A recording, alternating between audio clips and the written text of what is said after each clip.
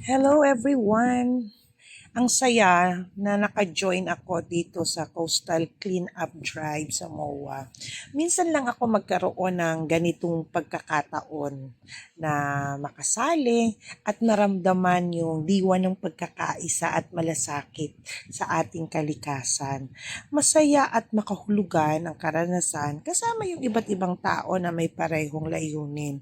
Mula sa mga mag-aaral, mga elementary to college, maraming mga estudyante, kapwa ko guro, mga manggagawa at iba pang mga volunteers na nagkakaisa sa isang misyon.